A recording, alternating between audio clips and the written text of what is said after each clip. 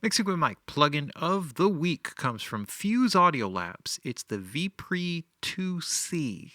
This is a great plugin for just tonal coloration. It's actually a modeling of an early 50s booster amp circuit. What they did is they actually recreated it. So it's basically a couple of tubes, a couple of transformers. They sort of rebuilt the circuit, changed around some of the configuration to kind of make it better for better usage inside a DAW.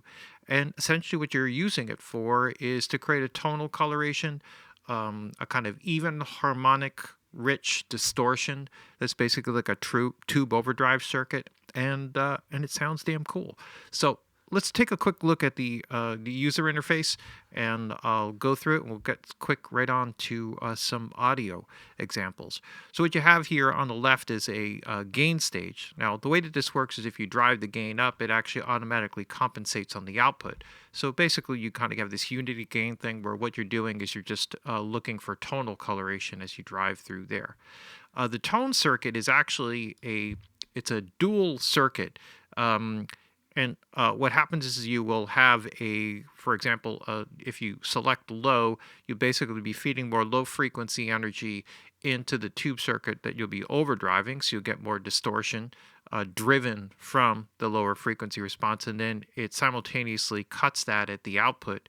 So you more or less, it's not going to give you an exacting like frequency response, because once you drive through the tubes, it's going to be different when it comes out the other side, but it more or less keeps it fairly even. You got flat, and then you could push more high frequency response in there. So this is a great way of, if you're going to drive the circuit, giving it a tonal coloration or a tonal shift. So the combination of this with the amount of gain, and then the booster circuit, which adds another 8 dB to the gain, which will allow you to drive a little bit heavier distortion through it, especially when set to the low setting.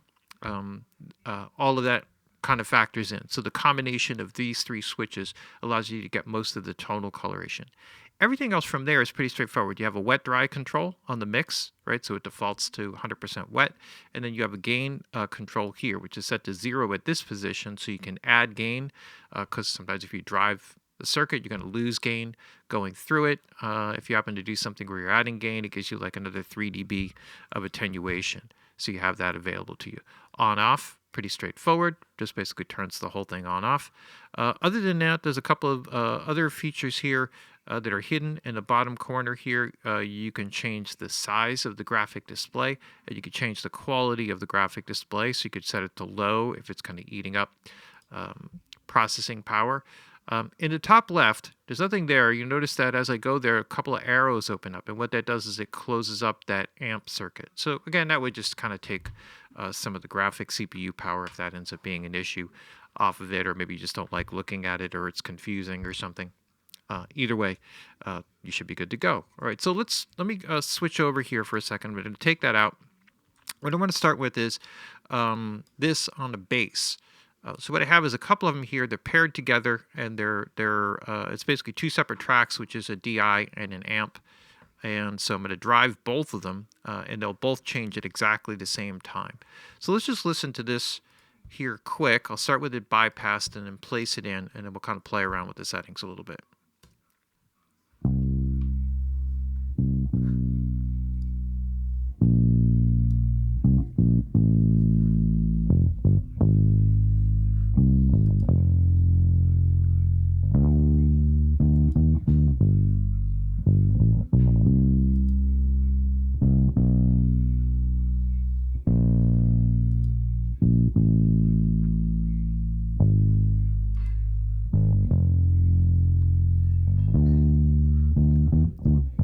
So what I have here is a setup here where I'm kind of driving more high frequency energy, and you could hear like the lift in the tone, how it kind of opens up the bass sound.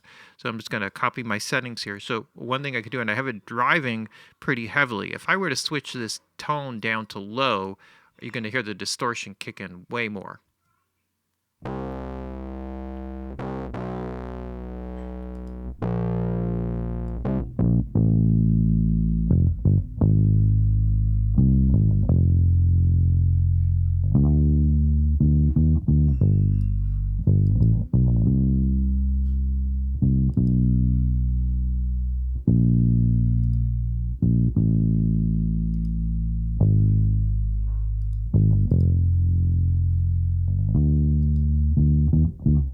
right? And so that'll give me a little bit more mid-range color. Because what I'm doing is, if you're going to push more low frequency in, you're going to get a little bit more distortion, even harmonic distortion rippled off of that. So you'll hear more of that lower in the frequency range. So it's going to produce less air, like when I push the high frequencies. And that sometimes actually redounds to having the bass or the image better, a little bit more clearly, because that'll pick up that mid-range frequency area will pick up through smaller speakers. You'll hear the bass, even though you won't hear the lower frequencies of it.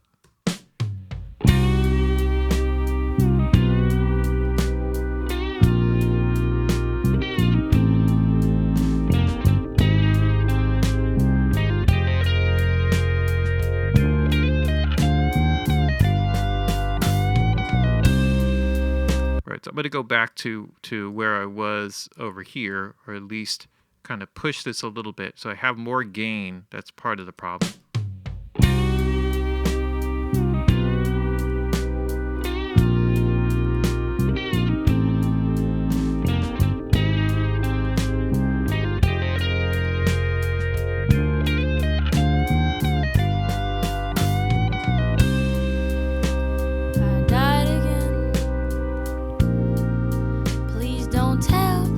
Right, so this makes it a little bit more harmonically rich and makes it kind of image a little bit better in the speakers. So that's one usage for it, which is really great. On the drums, there's a thing here that you could do just kind of as a way to just sort of add character to something here. So I'm going to take out the bass for a second.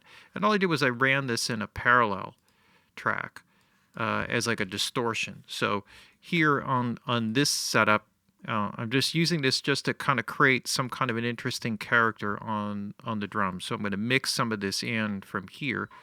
But basically what I have is high gain with the booster circuit. So this is just going to drive a ton of distortion and have the mix all the way up because I'm blending it in. So I could put this on an insert on the bus that has all of the drums on it and then use the mix control. I set it up on a send return because I'm not feeding all the tracks, primarily kick, snare, toms, and the room track, but not the overheads and other stuff, which kind of can make it a little bit messy with the high frequencies. So here, let's mix this in here and check this out.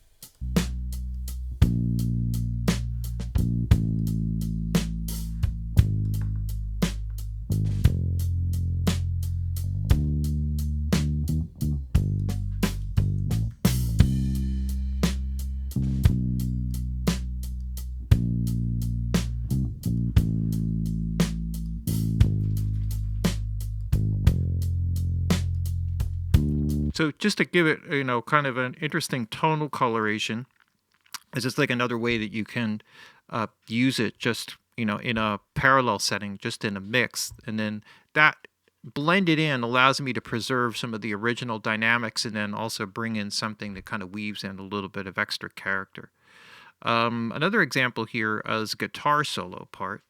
So let me skip over to the solo section here, and I have another one of these out here. One of the things I was having an issue with, it was just having a little bit of exaggerated amount of brightness on the guitar. So just using this as a way to distort it. So let's just listen to the guitar solo here for a second.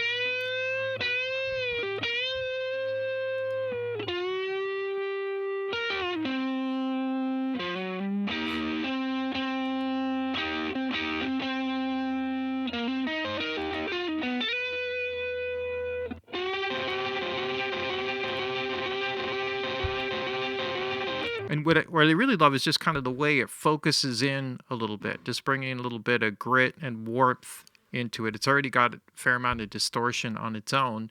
And even with all of this driven up the way it is, it's not, like over exaggerated in terms of it, but it adds a warming kind of quality.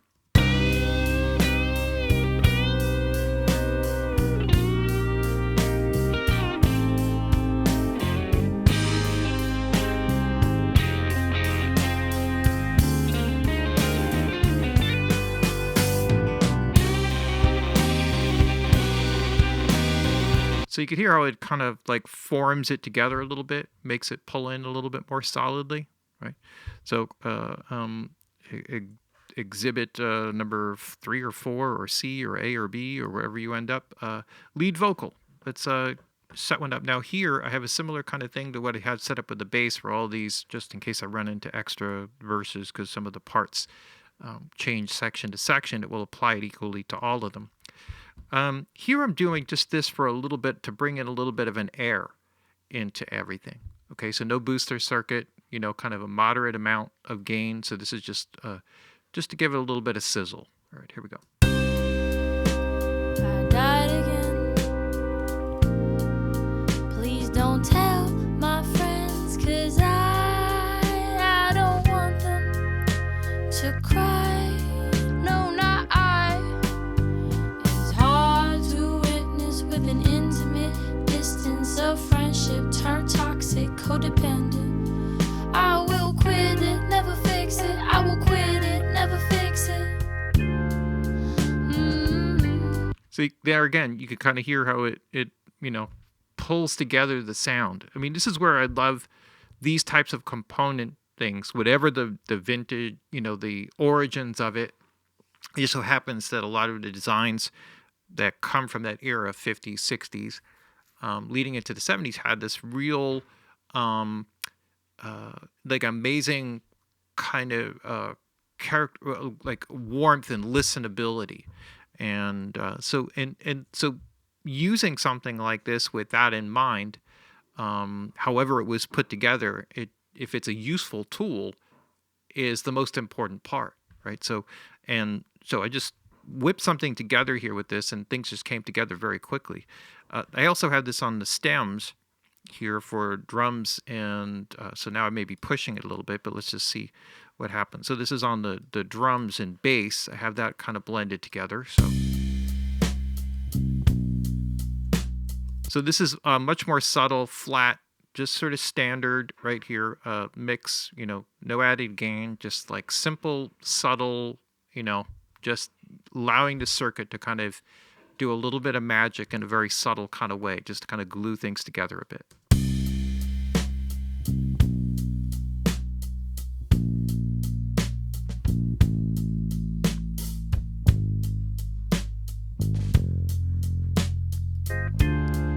Same thing on the keys and guitars.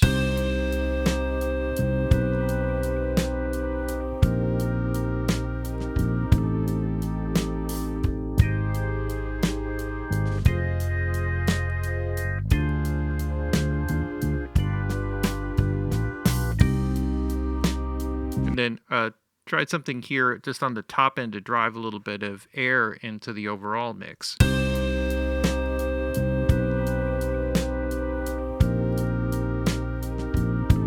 So this is on the mix bus. Let's mix the vocal in here.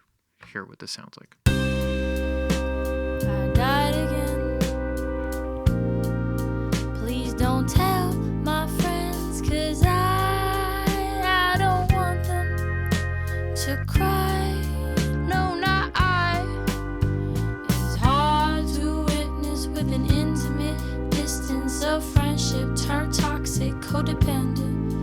I will quit it, never fix it. I think I might be driving it a little bit too much in there. I'm going to hold off on that one, but I want to hear, I want you to A-B everything in there. I was just hearing a little bit of distortion on the vocal that I wasn't hearing before, but I'd also changed a bunch of settings in the mix here before setting up this demo. So let me just A-B all of these instantiations in and out. So what I have is just all of them set up in a row, so I can just bypass them all at once, just so you can kind of hear like the total character. I'm going to take this, leave this one alone, just because if I bypass that, it's going to increase the level of the drums. Okay, here we go. I died again. Please don't tell my friends, 'cause I don't want them to cry. No, not I. It's hard to witness with an intimate distance of friendship turn toxic, codependent. I will quit it, never fix it. I will quit it, never fix it. Jesus is yeast, gave